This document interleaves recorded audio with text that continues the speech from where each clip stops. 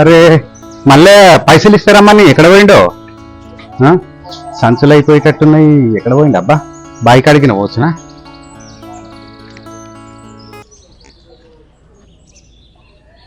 ఏంటమ్మా ఇంటికే వేస్తున్నా, తల్లి పెట్టింది. ఎక్కడ పోయినావు? పైసలు ఇస్తా అంటే పైసలు కొంచెం పైసలు రాలేదు, పైసలు వస్తాయి అనుకున్నా.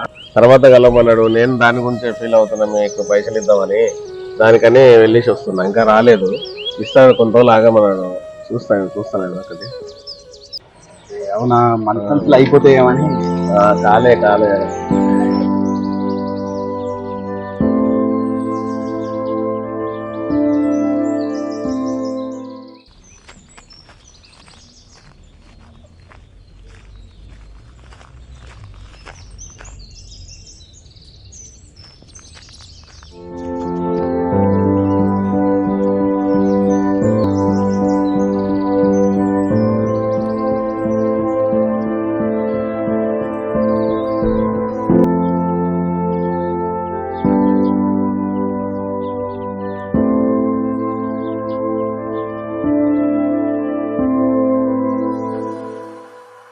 ఇది రాములేంది అంత ఆగమాగం అవుతా ఉన్నాడు.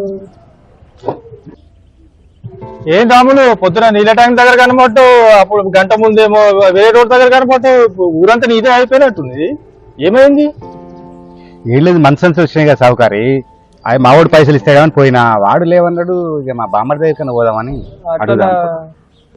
ఈలనాలని ఎందుకు అడుగుతావు? దుకాణంలో నాయన ఉన్నాడు, నీకు ఎన్ని సంచులు కావాలంటే అన్ని తీసుకో. నేను చెప్తాపు, నాయనకు చెప్తాపు.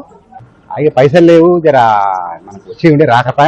నీ దగ్గర పైసలు ఎడికి పోతాయి రాములు? దుకాణంలో నాయన ఉన్నాడు, పో, నేను ఫోన్ చేసి చెప్తాపు. సరే షేటు, మంచిది. నాగలు బుల్లా పెట్టుకొని పోదాం. నా పని